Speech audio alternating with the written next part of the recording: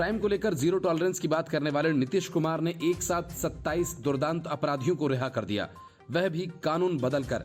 किसी वक्त इन्हीं नीतीश कुमार ने जेल मैनुअल में ये बदलाव किया था कि सरकारी अधिकारियों पर हमला करने वालों को कभी रिहा नहीं किया जाएगा। लेकिन जब सियासत की बिसात पर नीतीश के मोहरे पिटने लगे, तब अचानक पलटी मारते हुए उन्होंने कानून बदल दिया।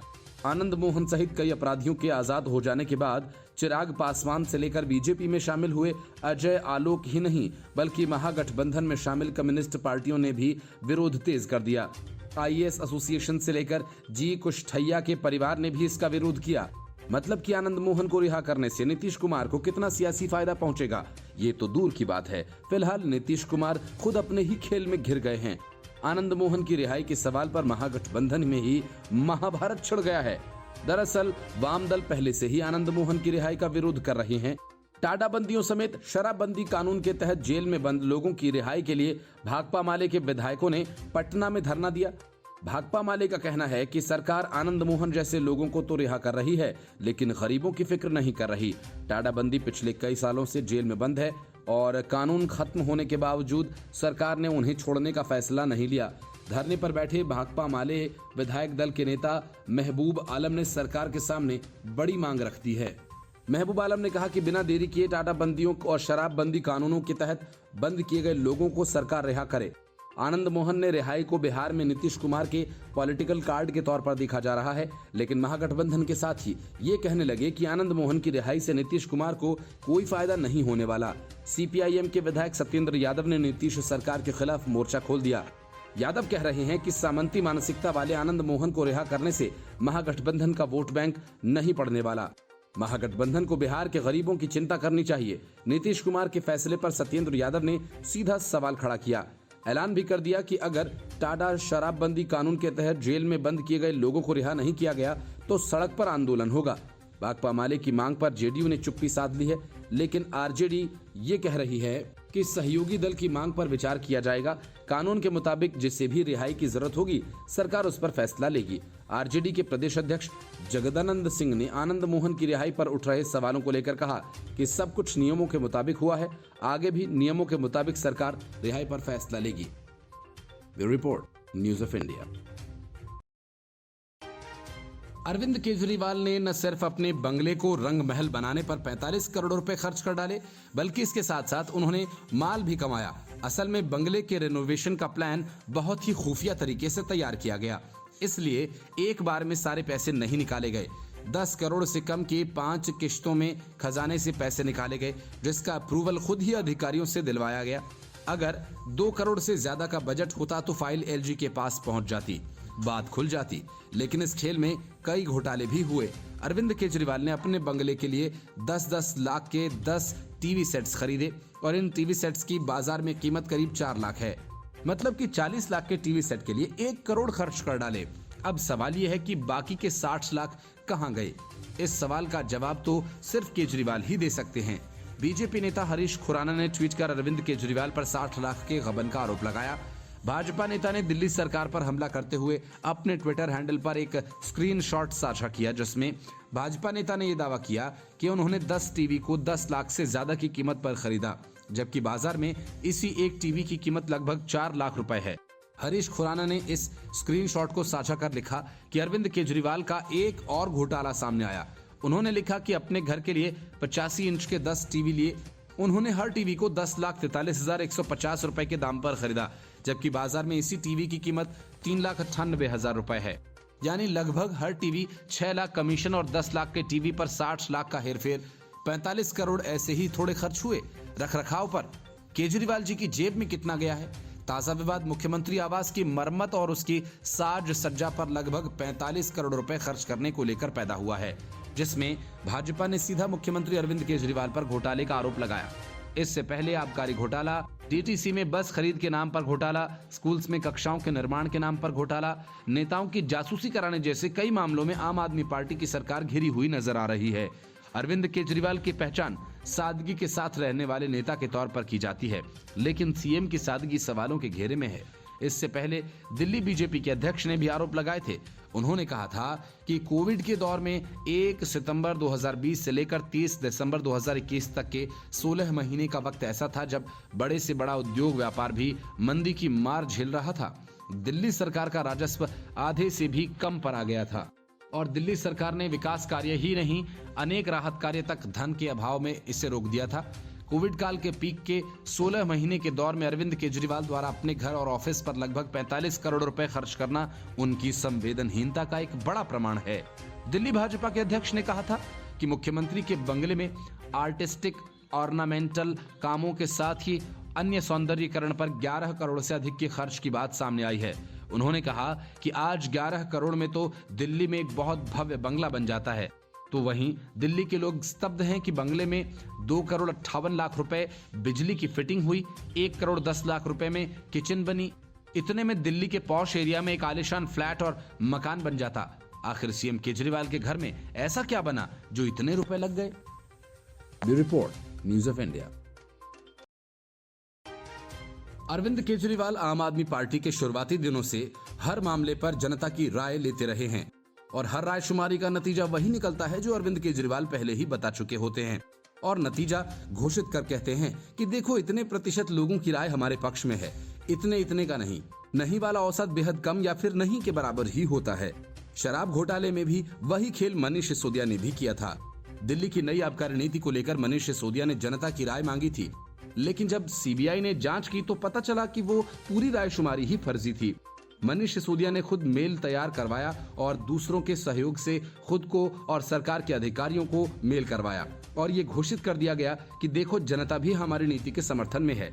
लेकिन सीबीआई ने आम आदमी पार्टी की इस रायशुमारी के खेल का भांडा फोड़ कर रख दिया। सीबीआई ने कोर्ट को बताया कि पूछताछ के दौरान गवाहों ने स्पष्ट रूप से दिल्ली सरकार की आबकारी नीति में हेरफेर करने में मनीष सिसोदिया की भूमिका की पुष्टि की है। दिल्ली की आबकारी नीति से जुड़े भ्रष्टाचार के मामले में सीबीआई ने कथित घोटाले में मनीष सिसोदिया की बड़ी भूमिका के बारे में बताया। शराब घोटाला मामले की सुनवाई कर रहे जस्टिस डी.के. शर्मा के समक्ष सीबीआई ने आरोप लगाया कि आबकारी नीति को बनाने के लिए ली गई जनता की राय भी जाली थी। सीबीआई की ओर से अतिरिक्त सॉलिसिटर जनरल एस.वी. राजू ने कहा कि इस नीति के बारे में विशेष समिति की रिपोर्ट को भी दरकिनार कर दिया गया था। कोर्ट को बताया गया कि आबकारी नीति को सार्वजनिक स्वीकृति दिखाने के लिए फर्जी ईमेल लगाकर जनता की राय को प्रभावित किया।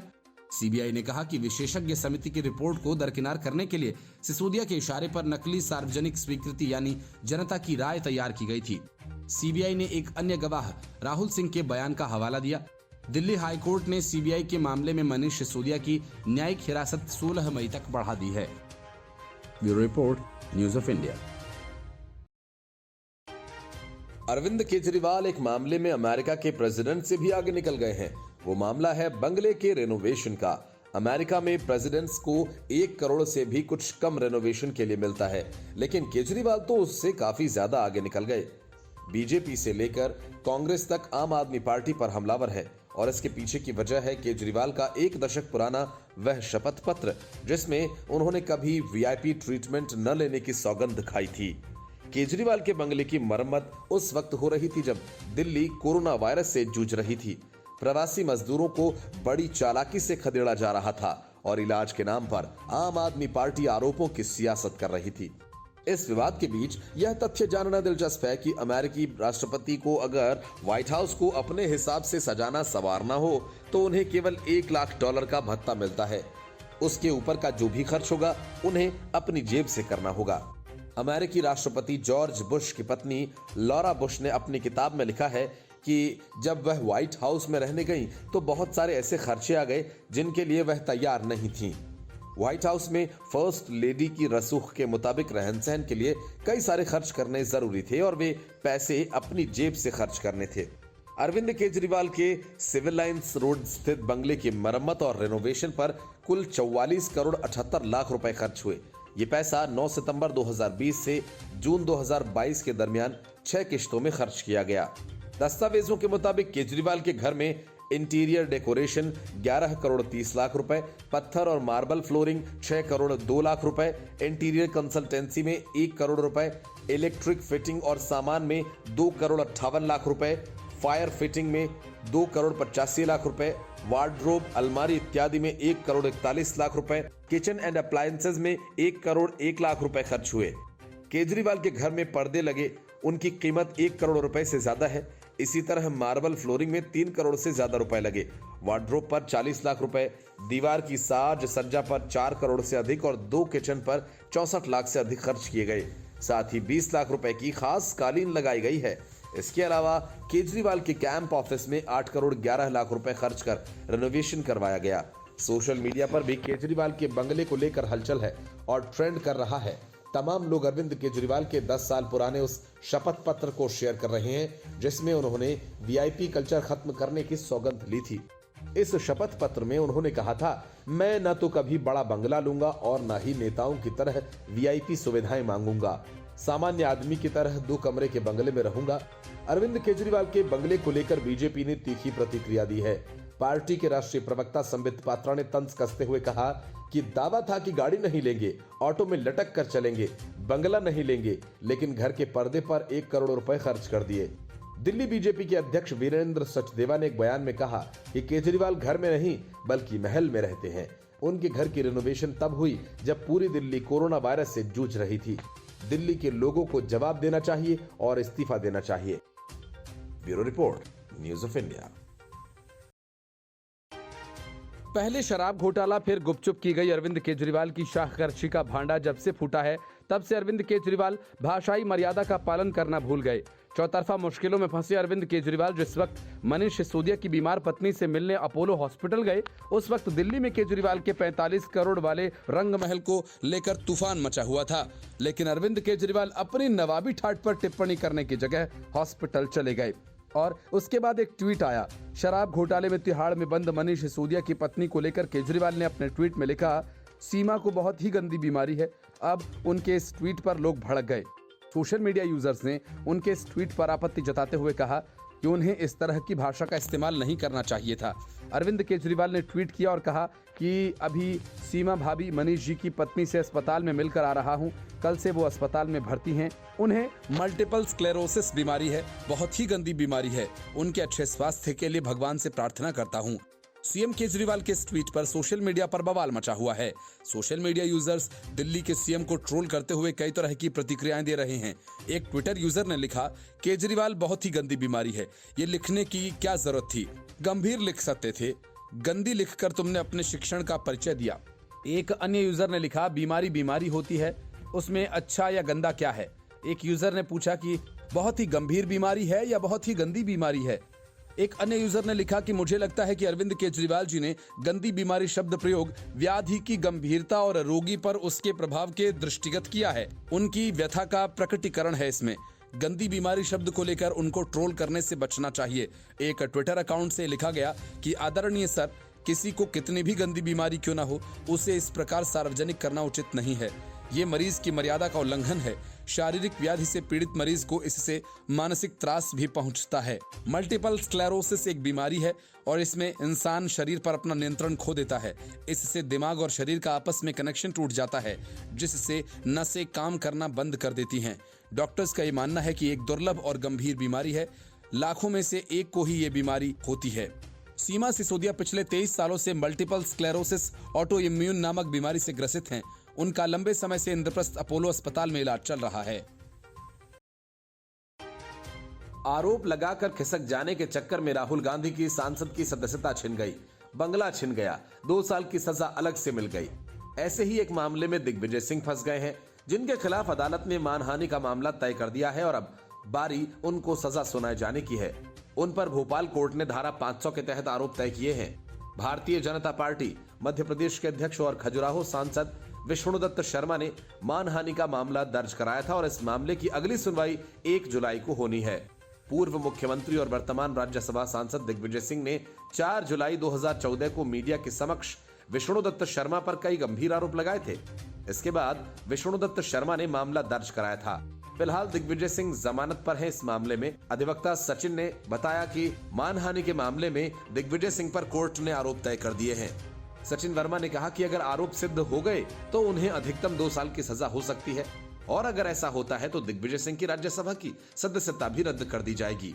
इसके बाद उनके 6 साल तक चुनाव लड़ने पर भी पाबंदी लगाई जा सकती है।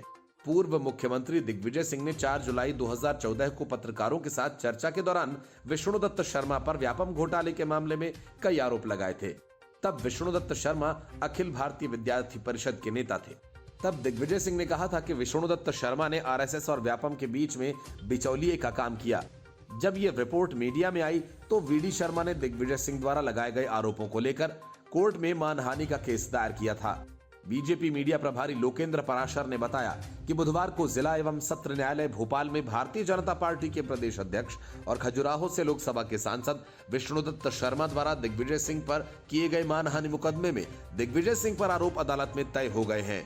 दिग्विजय सिंह द्वारा वीडी शर्मा जी के ऊपर आरोप झूठे लगाए गए थे, जबकि शर्मा जी आज दिनांक तक न तो किसी एजेंसी के सामने पूछताछ के लिए गए, न उनका कोई समन हुआ, न ही उनका व्यापम के मामले में कोई संबंध था। Bureau report, news of India.